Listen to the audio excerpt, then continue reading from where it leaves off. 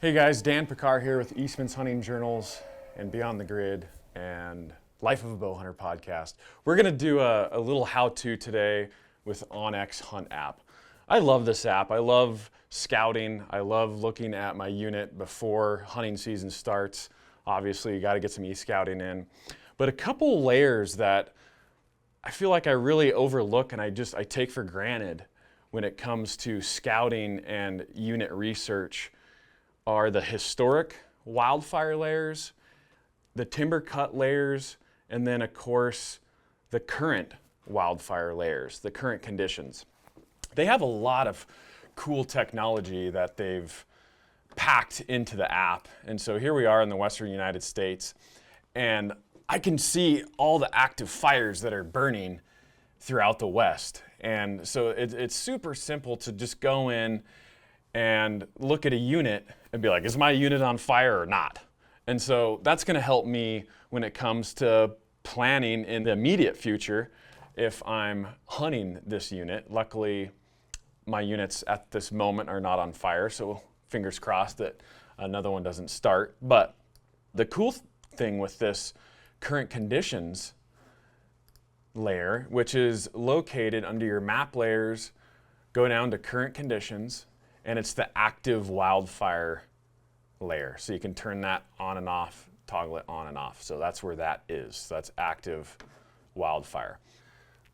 So what they added was the satellite detected hotspots. So how cool is this? And maybe this doesn't affect, your immediate hunt plans or what's going on, but you can get an idea of the direction that these fires are burning.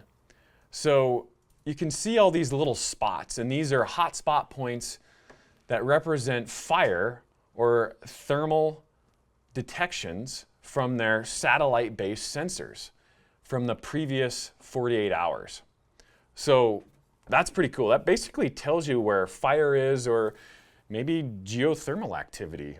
Who knows? Because you get some pings here that are kind of away from the fire. Maybe that's some smoke and embers that are floating throughout the atmosphere or dropping down on the ground, but it's picking it up.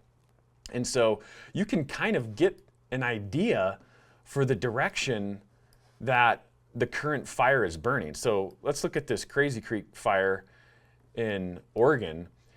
And by this, I can completely tell the path and the map of this fire and what it's doing.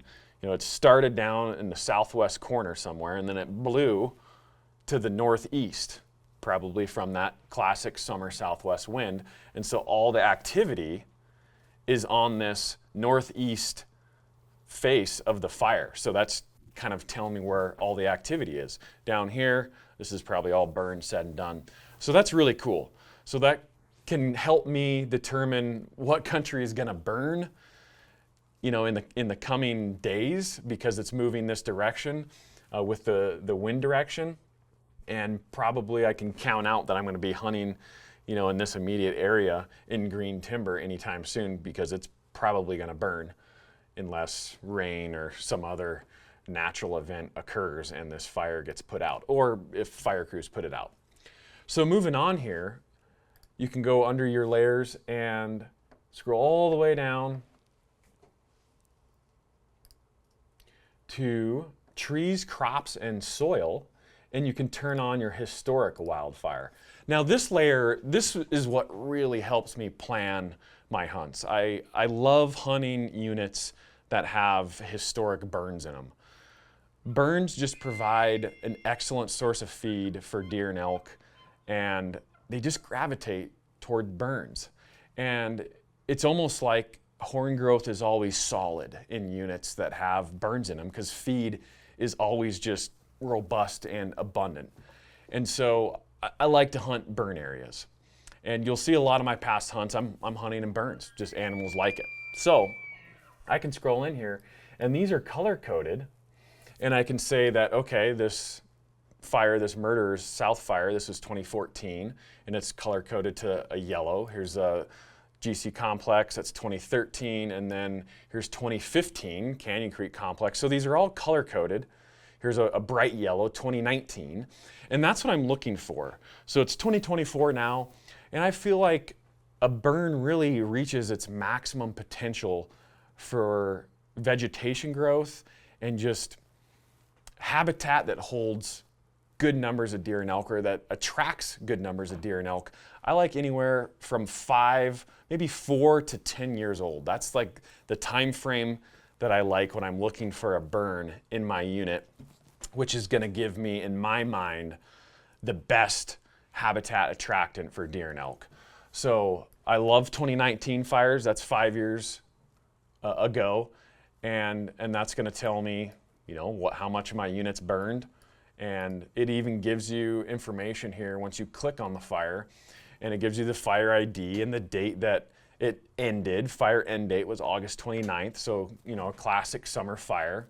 You will see stuff in here too of controlled burns. So you'll see, you know, January. Sometimes you'll see that is part of historic burns is controlled burns, which the Forest Service and the BLM are fairly active throughout the West doing controlled burns in our, you know, national forests and grasslands too. That's also a good bit of information to consider is, you know, where are they doing controlled burns as well. Okay, another layer that I really like to pay attention to, because, you know, I want to think about feeding, I want to think about bedding, and I want to think about cover in these forested areas. And so I can go back to my layers once again, trees, crops, and soil, and they have the timber cuts layer.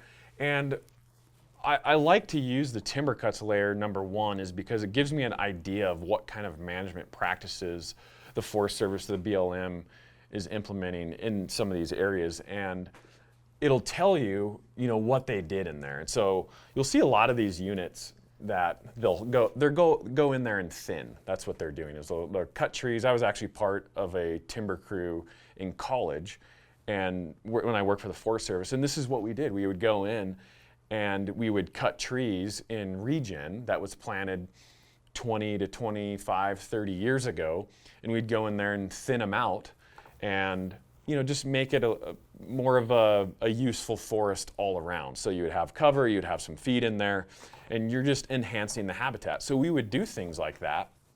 And a lot of management practices or logging country out west will have lots of timber cuts. So I can come in here and see, I'll click on this one, and it was completed in 2014. It was a commercial thin, the Detroit Ranger District, and it was 58 acres.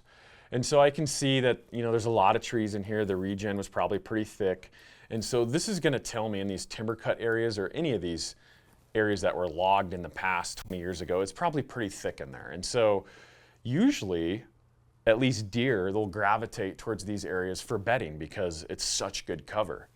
And so this will give me an idea too of paths of least resistance. If I'm gonna plan a route up a mountain to a glassing knob or whatever, I wanna stay out of a timber cut because I can probably count on that there's gonna be trees on the ground and it's gonna be thick and it's not gonna be easy traveling. So I use the timber cut layer to kind of dictate areas that I avoid to travel through, but still keep in the back of my mind that it could be a good bedding area. Okay, so there you have it. Some layers that I really use a lot when it comes to planning hunts, leaving on hunts with the current wildfire conditions, and then of course the timber cut layers, which really help me decide how I'm gonna hunt a unit. So hopefully some of this information, these layers, can help you when you go to plan your next hunt.